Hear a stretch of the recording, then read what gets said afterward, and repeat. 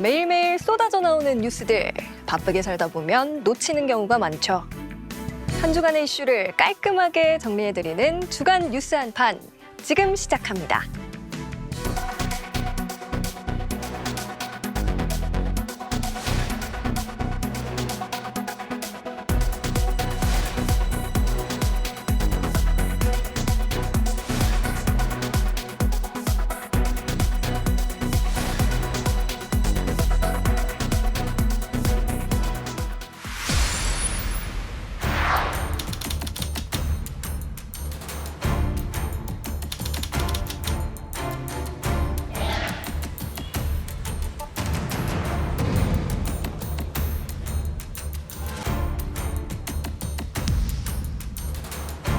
신림역과 서현역에서 발생한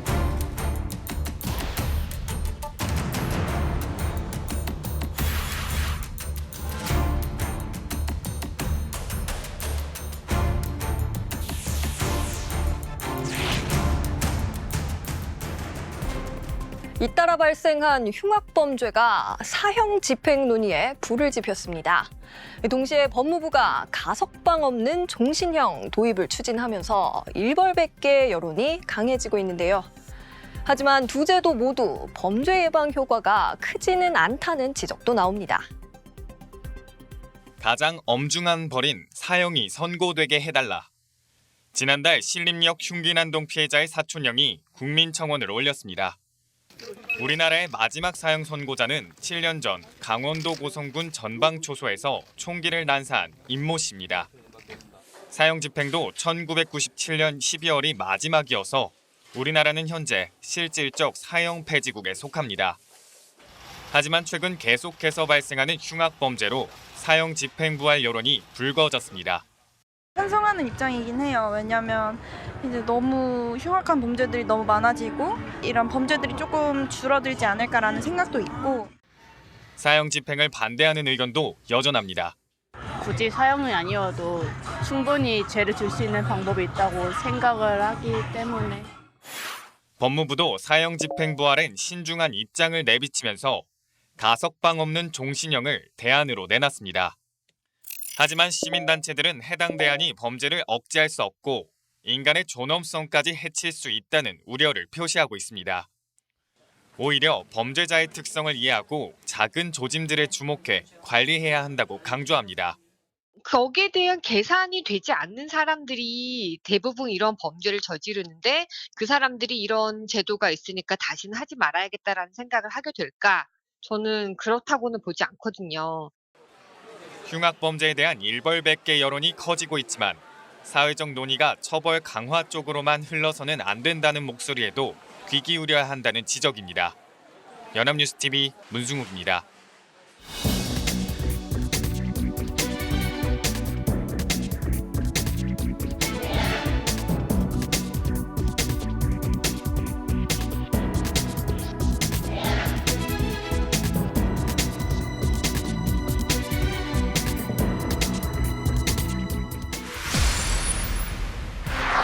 (20일) 화요일 전국경제인연합회가 한국경제인협회로 명칭을 바꾸며 새롭게 출발했습니다.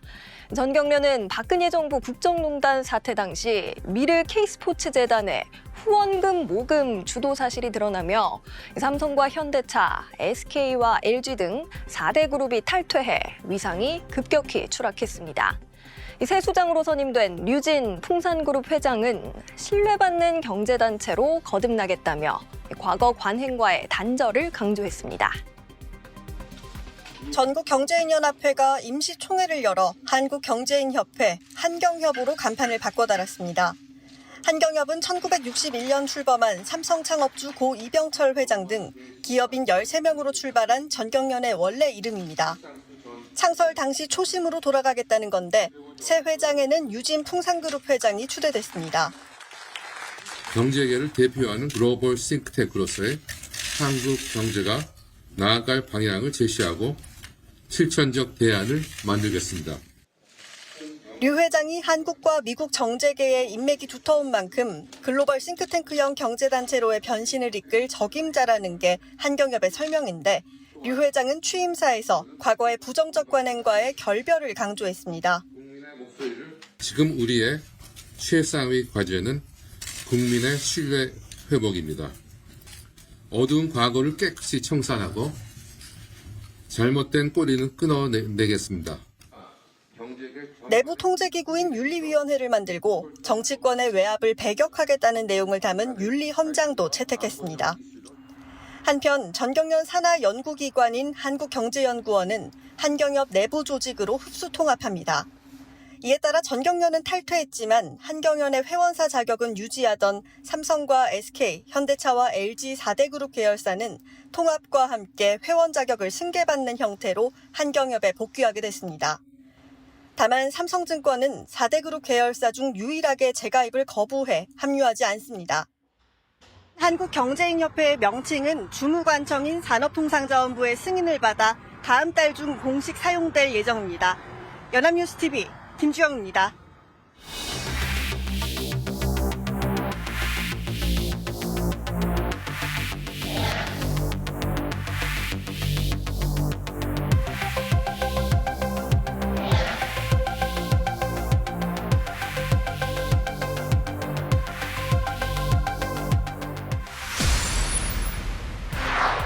새내기 교사가 극단적 선택을 한 서희초 사건과 관련해 이른바 연필 사건 가해 학생의 부모가 경찰과 검찰 수사관인 것으로 드러났습니다.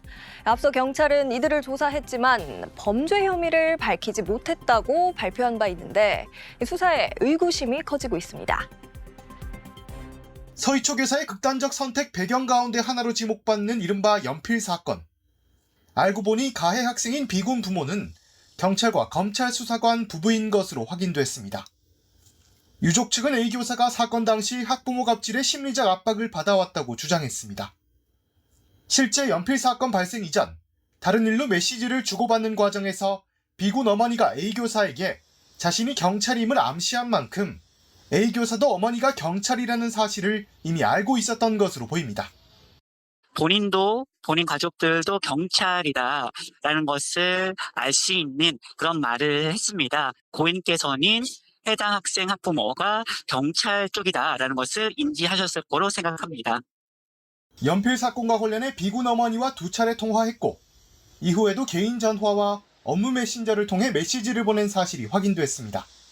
당시 B군의 어머니는 억울함을 호소하며 4가지 항목에 대해 A 교사에게 사실관계 확인을 요구했던 것으로 알려졌습니다. 이후 검찰 수사관인 B군의 아버지도 학교를 찾아왔고 피해 학생 학부모에게 사과도 했는데 사건 처리 과정에서 B 교사는 극심한 스트레스를 받아온 것으로 알려졌습니다. 앞서 경찰은 숨진 교사와 관련해 가해 학생 학부모를 포함 모두 4명을 조사했지만 범죄 혐의를 밝히지 못했다고 발표한 바 있습니다. 이와 관련해 경찰 관계자는 최종 수사 결과 발표가 아니라며 부모 직업과는 관계가 없는 사안이라는 입장을 밝혔습니다. 다만 관련 수사에 큰 진척이 없는 가운데 가해 학생 부모가 경찰과 검찰 수사관인 것으로 확인되면서 경찰 수사에 대한 의구심은 더 커질 것으로 보입니다. 연합뉴스TV 소재영입니다.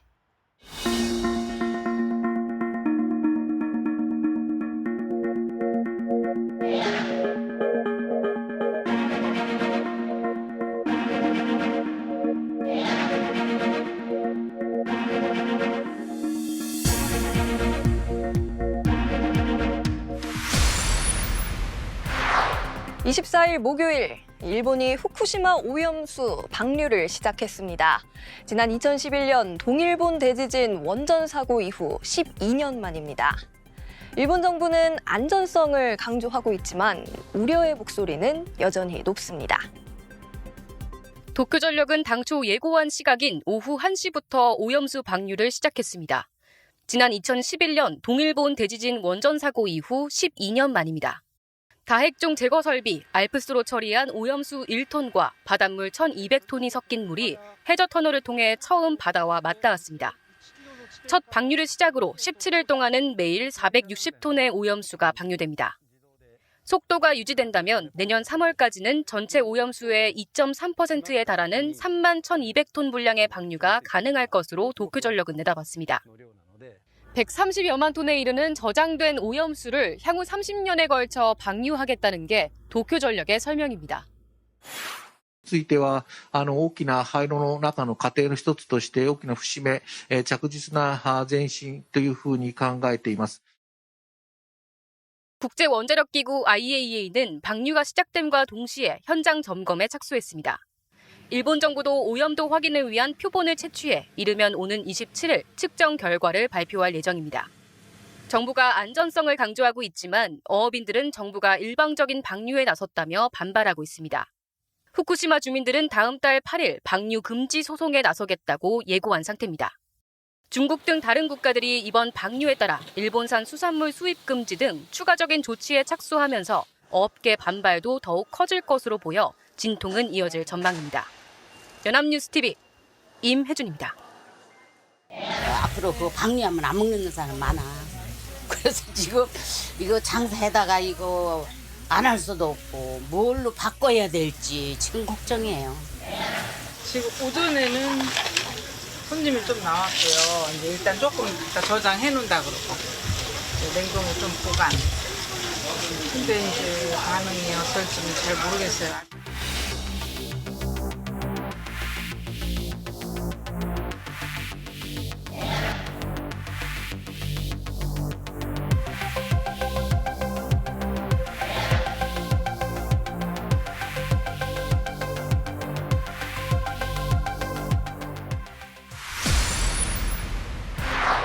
도널드 트럼프 전 미국 대통령이 조지아주 검찰에 출두했습니다. 트럼프 전 대통령은 지난 2020년 미국 대선 때 선거 조작을 주장하면서 고위 당국자에 압력을 행사한 혐의 등을 받는데요. 트럼프 전 대통령은 보석금을 지불한 뒤 20여 분 만에 곧바로 석방됐는데 범인 식별 사진, 이른바 머그샷도 촬영했습니다.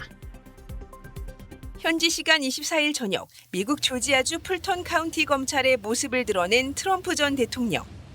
구치소에서 체포 절차를 밟은 뒤 간단한 신체 검사를 받았습니다. 수감 번호와 함께 키 190cm, 몸무게 97.5kg, 머리색은 딸기 또는 금발로 기록됐습니다. 이후 변호인단과 검찰의 합의에 따라 보석금 20만 달러를 지불하고 20여 분 만에 곧바로 풀려났습니다. 트럼프 전 대통령은 이 과정에서 범인 식별 사진, 일명 머그샷도 촬영했습니다. 공개된 머그샷에는 마치 카메라를 노려보는 듯한 표정이 담겼습니다.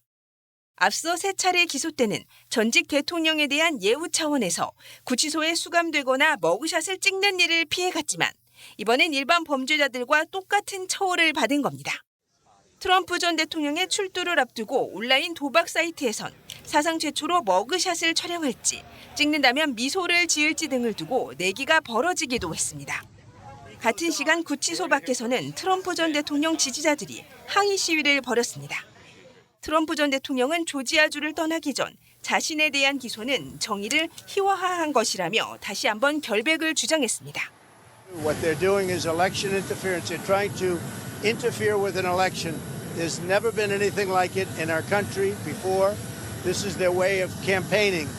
And this is one instance, but 트럼프 전 대통령은 지난 2020년 대선 당시 경합주였던 조지아주의 투표 결과를 뒤집기 위해 주 국무장관에게 전화해 11,000여 표를 찾아내라고 압력을 행사한 혐의를 받고 있습니다. 연합뉴스 김지선입니다.